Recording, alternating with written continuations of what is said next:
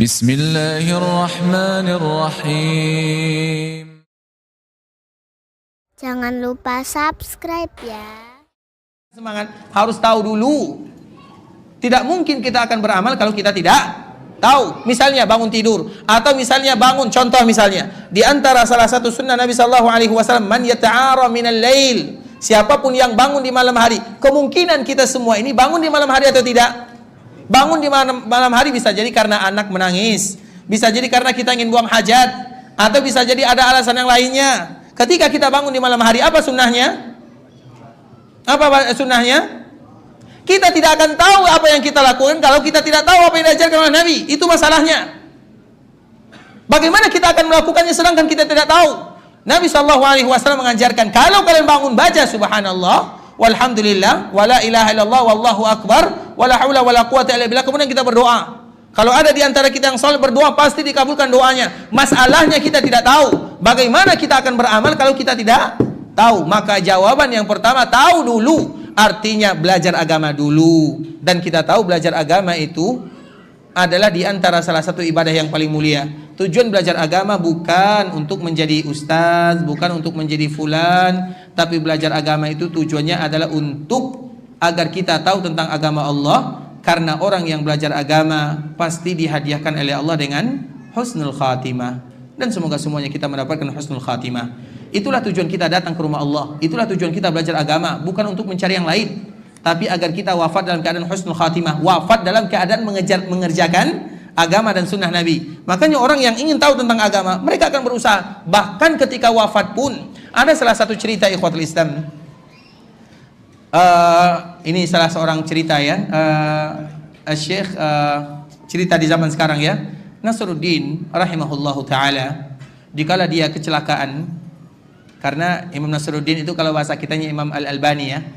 Imam Al-Albani ini diantara salah satu hobinya adalah kalau bawa mobil itu kencang sekali, sehingga pernah dikadukan kepada Syekh bin Baz. Wahai Syekh bin Baz, ada di Jordan sana namanya Albani, dia kalau bawa mobil dia kencang sekali. Apa kata Syekh bin Baz rahimahullahu taala? Dia tidak tahu bagaimana rasanya ditilang polisi, makanya dia berani kencang. Kemudian kalimat ini sampai kepada Syekh Albani. Albani kembali membalas. Apa jawabannya? Syekh bin Baz tidak tahu bagaimana cara membawa mobil, karena Syekh bin Baz buta. Ini candaan para ulama ya.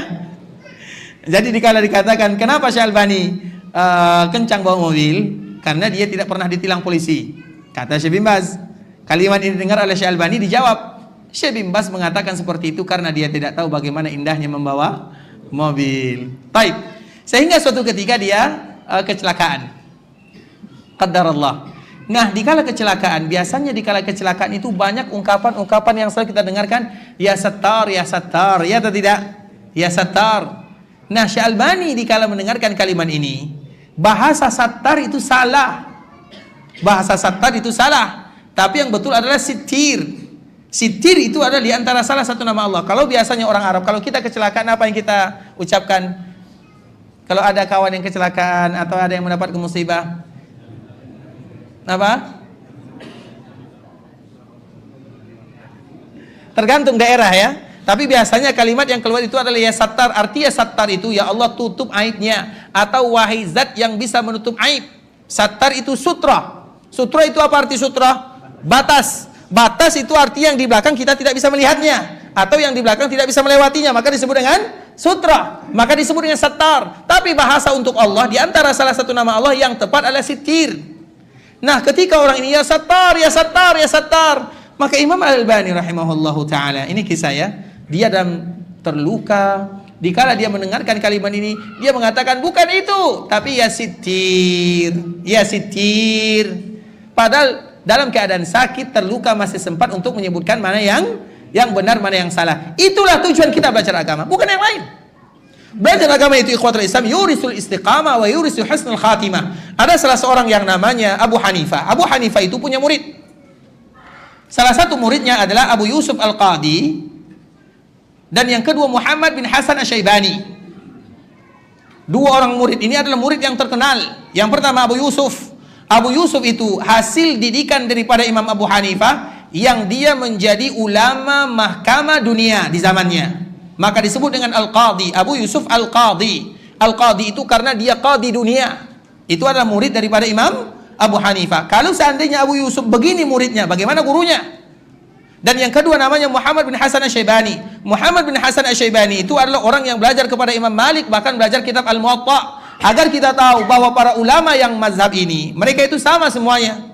Makanya Muhammad bin Hasan Asy-Syaibani, salah satu muridnya Imam Abu Hanifah, juga belajar kitab Al-Muwatta yang dikarang oleh Imam Malik rahimahullahu ta'ala. Abu Yusuf itu diantara salah satu cerita yang paling indah. Perhatikan baik-baik. Kenapa kita harus belajar agama?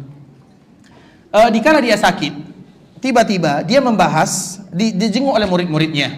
Dikala dijenguk oleh murid-muridnya ikhwatul Islam, dia sedang sakarat lah. Sakarat itu nafasnya sudah terengah-engah. Artinya nafasnya sudah tidak stabil lagi. Kemudian dia pun dikala murid-muridnya datang menjenguknya, dia mengatakan, bagaimana pendapat kalian tentang orang yang melontar jamarat namun menggunakan kendaraan? Apa hukumnya? Muridnya merasa heran, ya Imam, waktu ini bukan pembahasan melontar jamarat. Waktu ini adalah pembahasan di mana mengucapkan kalimat La ilaha illallah atau memperbanyak mengucapkan kalimat La ilaha illallah. Seolah-olah itu adalah nasihat dari muridnya. Maka dikala mendengarkan kalimat ini, Abu Yusuf marah kepada mereka. Semenjak kapan kalian mengatakan seperti itu? Kalimat La ilaha illallah selalu diucapkan oleh Abu Yusuf. Ayo kita bahas. Akhirnya Abu Yusuf dalam keadaan nafas sudah tidak stabil lagi ikhwatul Islam. Pada akhirnya mereka tetap membahas karena keinginan Abu Yusuf. Dibahas apa hukum orang melontar jamarat dalam keadaan menggunakan kendaraan. Tahu kita jamarat yang ada di Mekkah Al-Mukarramah, di Mina, dikala melaksanakan ibadah haji, dan semoga Allah mudahkan kita melaksanakan haji. Dikala melontar jamarat, apa hukumnya kalau kita naik kendaraan? Karena tidak mungkin menggunakan kendaraan sulit, tempatnya sempit, tidak mungkin. Itu dibahas. Karena ulama-ulama Hanafi itu ikhwatul Islam, ulama-ulama yang kuat. Ulama itu terkenal madrasah itu ada madrasatu ahlul hadis, madrasatu ahlul ra'i. Madrasah yang mereka mengemukakan hadis, itu pemimpinnya adalah Imam Malik. Dan madrasah ahlul ra'i itu pemimpinnya adalah Imam Abu Hanifah. Mereka itu sejalan. Hanya saja dibezakan ini ahlul hadis karena selalu dengan hadis-hadis Nabi. Sedangkan Imam Abu Hanifah selalu dengan pendapat. Kenapa dengan pendapat? Karena orang yang hidup di zamannya mereka selalu mendustakan hadis Nabi. Kalau dia sampaikan hadis Nabi, takut orang mendustakan hadis Nabi sehingga orang tersebut nanti berdosa, maka Imam Abu Hanifah tidak mau demikian. Bisa dipahami? Jadi kita tidak boleh mengatakan ahlur ra'i, langsung ahlur ra'i, tidak ada alasannya. Dan mereka itu kuat sekali ikhwatul Islam. Selalu kita berikan contoh, misalnya mereka sudah membahas apa hukumnya orang sholat di langit. Ada tidak orang sholat di langit? Ada atau tidak? Siapa? Itu dia. Itu sudah dibahas. Coba bayangkan. Pikiran kita tidak pernah terbayangkan. Ada tidak orang yang sholat sengaja membawa najis? Ada atau tidak? Siapa? Yang sholat dengan menggendong anaknya sudah dibahas.